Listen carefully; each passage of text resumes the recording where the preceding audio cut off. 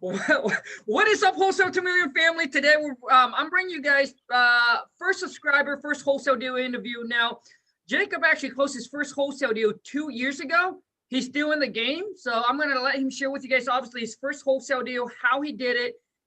He's only 18, which is freaking mind-blowing, all right? 2 years ago, what? So he got to be 16. And then I'm going to have him share with you guys his story, how he keep on continuing and scaling his business to wherever it is today. I have no clue where his business is today, but we're about to find out. So put your thumbs together, smash that thumbs up. Help me welcome Jacob. What's going on, playa?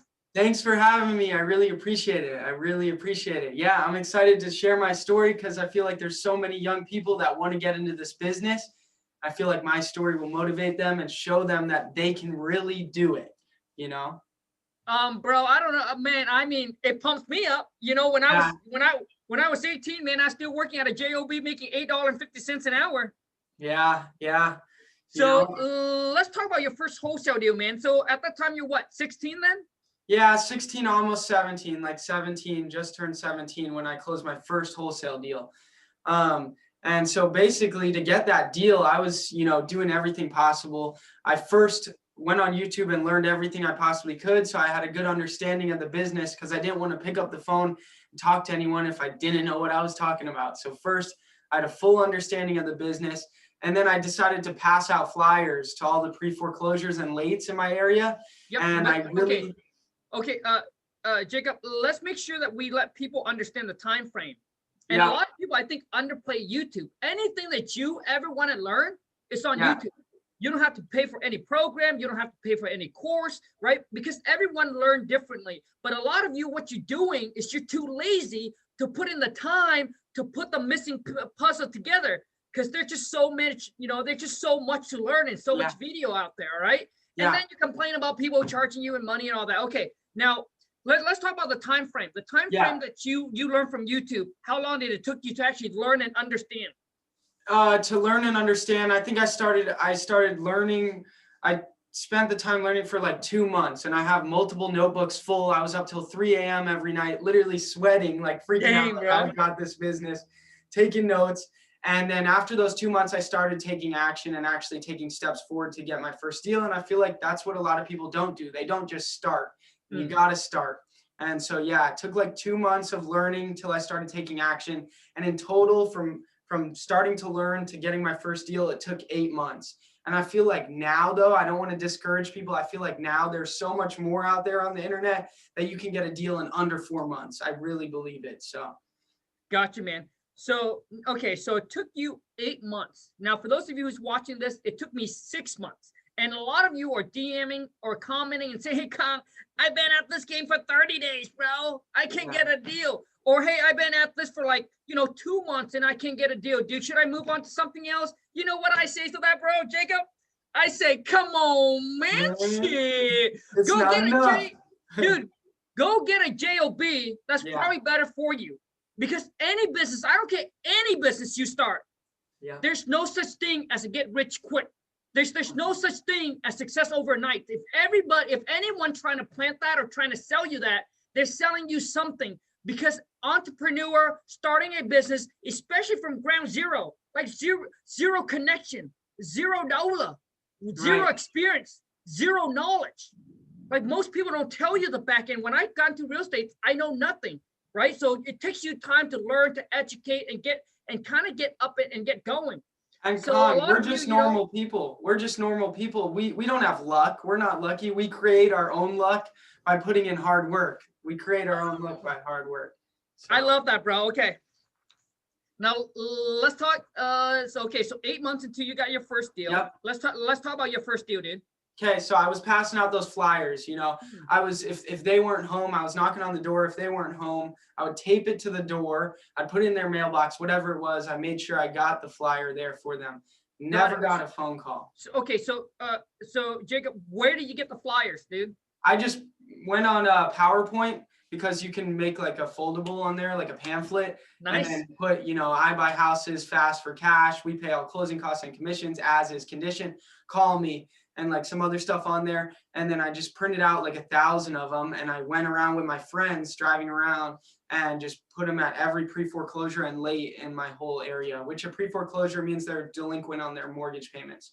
So I went doing that, didn't get a phone call from that at all. Did not. Now, how do you know that house is in pre-foreclosure? Yeah, so I used the MLS. I had MLS access, and I went in and sorted for all the pre-foreclosures and lates and then pulled out the list. Okay, now at 16 or 17, how do you get access to the MLS? You just reach out to a realtor. I mean, you build a relationship with a realtor, tell them that you're gonna, it's really all how you carry yourself. You can build a relationship with anyone at a young age. And so really, I just presented myself well to them, told them that there would be future business, which there has been as far as listings, and I was able to get MLS access. So, nice, man. A lot of people have a realtor in their family or a family friend, and so you can find someone to give you access. Awesome, man. So you guys, you're watching this. I want to let you know that there is no sales pitch. I'm going to dig everything I can from Jacob and give it to you guys all for free. So you can just copy, duplicate, put in the WORK, man. Yeah. Okay. So that's how you get access to the MLS. That's how I get access to the MLS. I'm not a realtor. I don't have a license, network, connections, and then always bring value to the table. Yeah. Right? Okay. 100%. Now that you got access, you pull up all the pre-foreclosure. You went to the, you did the PowerPoint. Right? I got nothing from it. And so then the next thing I decided to do, because I realized, driving around town, I wasn't reaching as many people as I possibly could. So I decided to buy a list. I bought a list of high equity, 15 years plus residents for my whole county, which was like too much data originally. But I then called every day for 2 months for like 5-6 hours a day, making cold calls myself.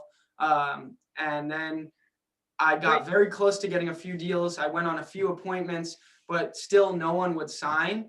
And, at those points in my journey, I felt like giving up. There was through 8 months of trying every single day, there was many points where I was felt like I wasn't making any ground and I felt like giving up, but. Absolutely. Yeah. Now, for me, man, 6 months in, people ask me all the time. So Colin, were there times where you feel like you want to just give up? Yeah. Hell yeah, bro. Right? Yeah. Dude, I mean, listen, man, I'm not God. We're just regular human beings. Whatever you're going through, whatever you're experiencing, I experienced the exact same thing when I first started. You want to quit. You want to let go. Yeah. It's just getting to the point where it's just too much, right? Yeah. But that's what separates between the winner and the loser. Yeah. The winner, man, we just keep on going, right? Because you got to understand this. Tough time don't last. Only tough people do, player. Yeah, I like that.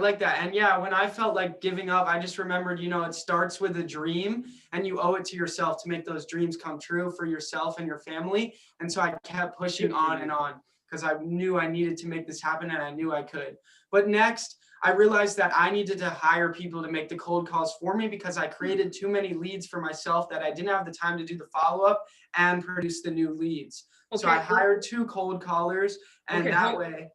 Okay, Jacob, we're going to break this down, man, because I want to get this info from you. So you mentioned you pull a list. Where do you pull that list, bro? I pulled that list from Cole Information. A lot of people don't use it, but Cole? Yeah, no one knows it. Most realtors use it. Could you spell that? COLE. So it's partner.coleinformation.com/unlimited. And it's like $7.95 for the year, and then you can pull unlimited records in your state. It's not the highest quality data, but on a budget it works. And when you're doing a lot of volume and you have a lot of cold callers, it works out well. So now here's my question. To you: Is it similar to PropStream? PropStream, you can only pull 10,000 a month for $100. This you can pull millions of records in your state. But is it similar? Price wise, yes, it's similar, even though you can get a lot more data. But I feel like PropStream can be saturated because everyone new in the game uses it. So, I don't know. Not many people know about it. So that might be the good thing. But now you guys know. So that's good. Gotcha, bro. Okay. So you pull a list of, how big is the list? It was like 100,000 and I could have pulled more, but I just pulled 100,000 at first. I used Mojo Dialer. I wish I used a different dialer to start, but it worked well. It was simple to use. So. Okay. And so you mentioned you hire VA, right? Or what? Yep, two cold callers. Yep, from the Philippines. Okay. So what does the VA stand for? Virtual assistant. Okay. And where do you hire these VA? I hire them at thecallgenius.com. That's what I use. Call, CALL. Yeah, Genius, GENIUS. Got it. Got it. Okay. And how much you pay per hour? $7 an hour, and they're fully trained in everything and managed. So you just got to check in every once in a while, make sure they're doing what they're saying they're doing, and then it works out well. It's kind of off the plate. So okay. So Jacob, I mean, Call Genie, is it like what's the like? So do they just work? Do they work for a call center and you just send them a script? Yeah, it's a 300-seat call center. Like, it's a big one.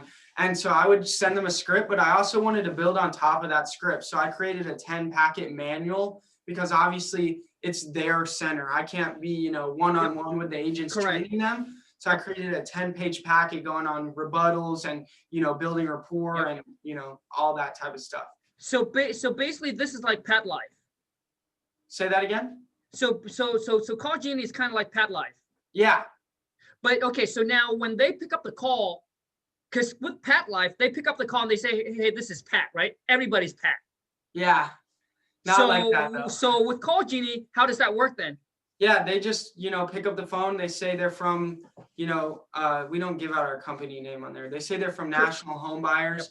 Yep. And then they say, hey, are you interested in a cash offer for your property? It won't take much of your time, Got it. Okay. Keep going, bro. And so, yeah, I did that. Now I was just focused on following up with the leads that they gave me, which was very important. Now I was mainly focused on chasing after that deal with the motivated leads and getting closer to getting my first deal. So then I did that for like 6 months, following up, went on like 15 more appointments, driving all over town, wasting my time, not getting nothing signed. And then finally I got one signed in Gilbert on a golf course, but the worst thing ever happened. So it felt amazing that I got it signed. But then when I walked a buyer through the property, he pointed out some foundation issues that I did not notice. And when I brought up the foundation issues to the seller, they said, actually, yeah, we have a bid for $17,000 to repair the foundation. Those numbers completely killed the deal. That hidden unknown repair cost that the seller was hiding from me killed the deal. I felt broken. This was the point where I literally contemplated giving up, but I didn't.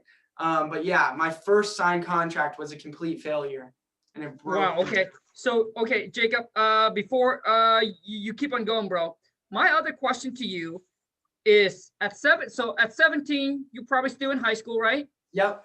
So where do you get the money, man? Where do you get the money to pay for these VA? Yeah, so I had the time because I was doing online school. And then where did I get the money? Always growing up, I always saved my money. If my friends went to the gas station to buy Gatorades and whatever it was, I was cool with a water or whatever it was. You know what I mean? I was not trying to spend money on stupid things. So I always saved my money, birthday money, put it away. And then also I ran a whole business with OfferUp, flipping like random junk and stuff. So what I did first was sell everything in my house that my parents didn't want, that no one wanted to use, and I got to keep all the money. And then what I did is I made a partnership with my grandma and grandpa to sell all the stuff in their house they didn't want, and I'd split the profit. And then I made a partnership with my grandma's handyman. He had a garage full of stuff, a bunch of tools and all this. Partnered with him, 50-50 split, sold everything in his garage. And then I would partner with my friends, sell their old like Legos and toys, and I would save all that money. I never spent any money. Ever. Bro, still don't, barely. Dude, man, respect. It almost felt like you were born to freaking be an entrepreneur, dude. Yeah, my family, my grandma would always say when I was little, like, you're gonna be something special, and I believe her. Good for you, bro. Now, Jacob, how much money did you save up when you started wholesaling, bro? Yeah, so I had $5,000 when I first got into real estate, and then I partnered on a flip originally and doubled my money learning the process from start to finish. So once I stepped into the game of wholesaling, I had $10,000 to my name, and I put it all on the line to make this happen. So okay, hold on a second, man. Hold on a second. Because I want people to understand the story and the journey. Because a lot of people only see the now and not seeing all the things that has to go through to get to the point of them starting a business, right? Yeah. And actually grow that business. So, okay, man. So when you discover real estate, you had $5,000. Yep. Okay, you partner with somebody on a flip. Yep. Let's talk about that briefly.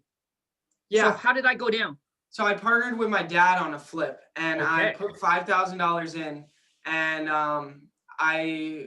he found the deal direct to seller, and he thought it would be a good idea for me to do it. Currently in our time, our family was going through, like, my whole family was split up, and it was a horrible time in my life. So it was a good opportunity to be with my dad, help him get better, and help bring my family back together and have them all see eye to eye while being with him every day.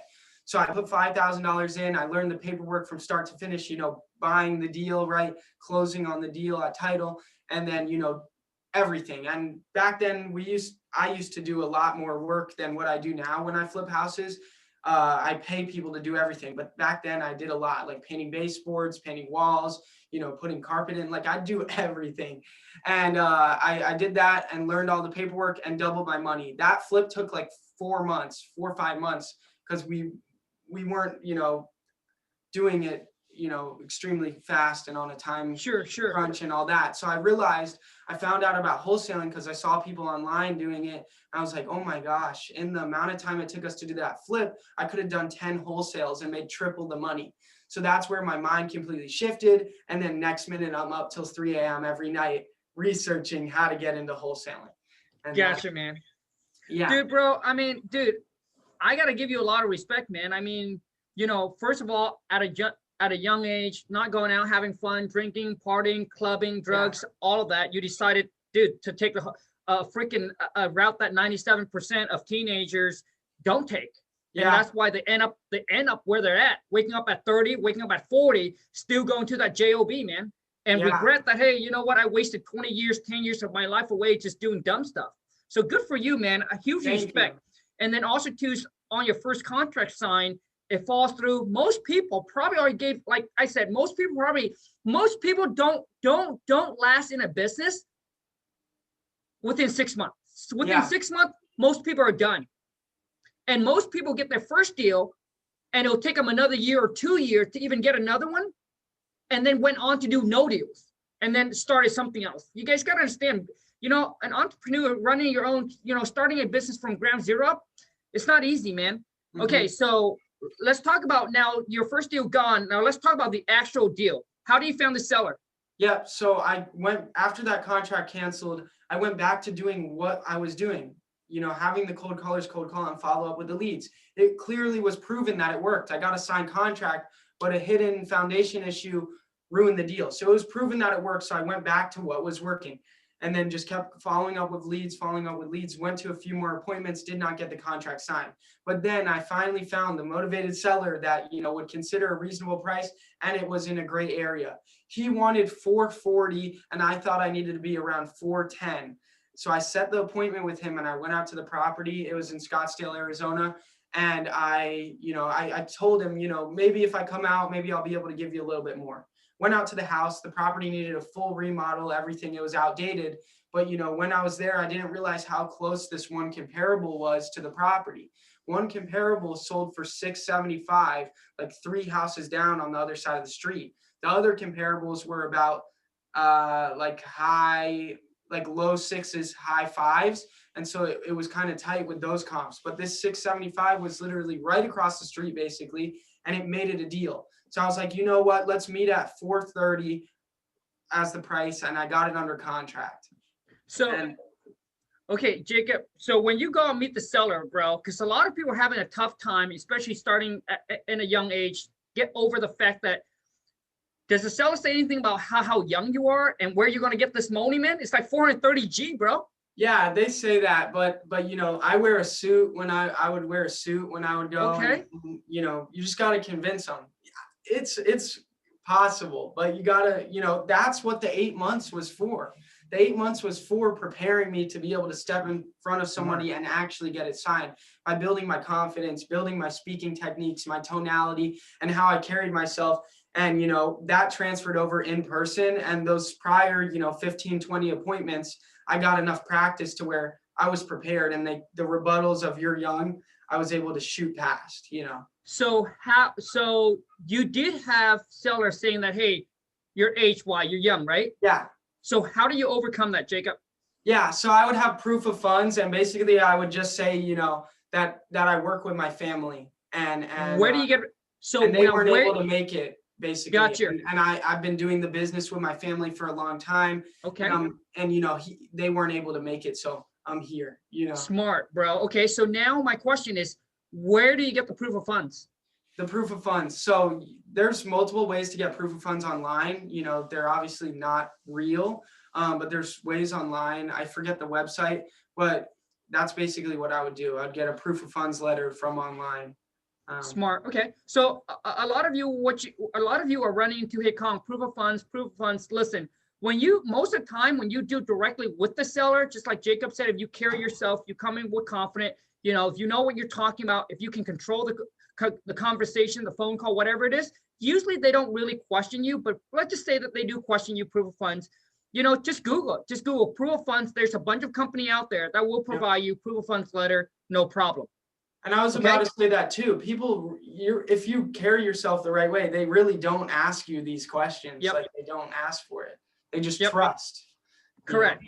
Got you, bro. Okay, so the ARV of the property is $675. Yep, and I got it for $430. Nice, bro. Now, what was the seller? $430. So what's the seller situation? The seller situation, they bought a new house, a new build, and they wanted to move. So that was it, and they didn't want to fix up their house. Gotcha. Okay. Not too distressed, not too motivated. Like, there wasn't crazy, How much work did the house need? Well, to get the 675, at least 80,000. 80,000. Man, out of all the interview, I feel like this one is more of a clubhouse interview. I like Jacob, do you have a clubhouse, bro? Yeah, I love Clubhouse. You do? Dude, I don't know why, but Clubhouse is just so boring to me, dude. Really? That's what my dad says. I don't believe it. But the thing is, it seems like everyone has said it that it's going to blow up. Yeah. Have you tried it while driving? Listening to it while driving? No, because when I drive, dude, I like to listen to Chinese music, bro. Yeah. I like to listen to the love song, dude.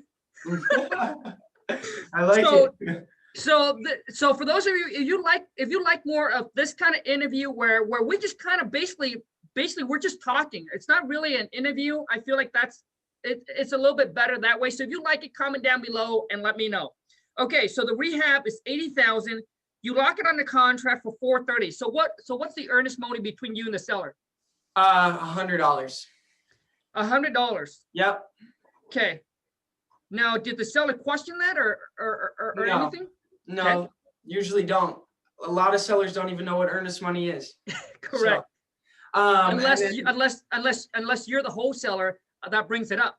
Yeah. I put $100 earnest money, and then I went to sell the deal. I put it all over Facebook. Wait. Hold on a second. How long do you lock it up on the contract for? I think the close was like 25 days. Okay. So you had a 25 days closing, $100. Now, once that contract is signed, dude, what did you do next, bro? Yeah. So I made connections along those 8 months with some, decent sized, players in town that buy a good amount of properties. So I had, a handful of people to text about the deal. And then I also, obviously put it all over Facebook. But one of my good friends, I texted the deal to him, and he wanted it, showed him the property, and he offered me $460 for it. So I took that $460, got it under contract, the assignment contract signed, and the transaction process from there on to the close was super easy, and I got paid $30,000, and I could not believe it. It changed my life.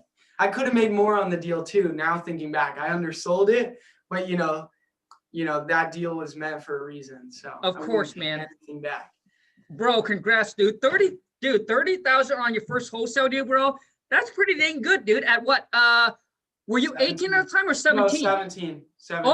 Oh, So I I got another started at question. 16, chasing after it, closed my first deal at 17. Dude, I got another question for you. Obviously, obviously we understand that you have to be 18 to wholesale. Yep. So how did you get away? So yeah, I just was an LLC with my parent. Signed on I was a member of an LLC. And so I actually made a YouTube video about this because people don't know, and it got a lot of views because there's a ton of kids out there that want to do this. Super easy. You just, be a member of an LLC with someone over the age of 18. Doesn't have to be a parent. It could be a friend. So that's how. And then so okay, do you have the attorney draw up the LLC contract, or did you go on a website? Google, just like okay. Did you use LegalZoom, bro? No, I just used incorporate.com. Incorp. Okay. Yeah, there's like a bunch that you can create an LLC with. How much do they charge you? It was no more than $450. Okay. And then I think it's like $200 a year to renew. Yeah. So same thing. I think with LegalZoom, it's about 200 or 400, something like that. All right. Okay. Now the buyer, dude, did the buyer buy the property sight unseen or what? No, I walked him through it. But the sellers weren't even there. It was their daughter there, so it was super easy. Like I wasn't scared at all. Okay, got you. Now, how much of a deposit did the buyer put down? 5,000 non-refundable. 5,000. Yep. Man, there's a lot of good stuff. There's a lot of good stuff in this interview. Okay, so buyer drop off 5,000, and how quick was the closing with the buyer? It was like we went to the close, the regular one set with it was like 25 days or sooner, but we just went on the 25 days because they didn't move out any quicker. They didn't want to. So I see. Gotcha. So, same month, locked it up, got paid the same month. Gotcha, bro. Okay. So now my next question to you is, so the 5,000, the non-refundable that the buyer drop off, does the buyer knows that you made 30,000? Yeah, he knew. Okay. Yeah. Because that was a problem too. I was using an assignment contract back then that said, the fee on it, which you don't have to do. And then so that was but he was a friend. So yeah. So now my question for you, Jacob, because a lot of people ask me, so when your assignment fee is so big, I mean, aren't you afraid that the buyer's gonna be like, hey, what's going on here? Why are you making so much and all that? How do you now knowing what you know now, how do you go around that? Title will do a one-sided HUD or a blind HUD where the seller only sees their side. So they only see their side and your side, and the fee is not shown. Right. Well, the thing is, so my question to you is, have you ever had buyers that have you ever had a big assignment fee where you assign it to the buyer and the buyer was having issue? I guess my question is, how do you go around that? So when you're trying to do an assignment, and let's just say it's a $40,000 assignment.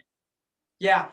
So if you don't put the fee amount on your assignment contract, then they won't see it. You'll just put the total purchase price, right?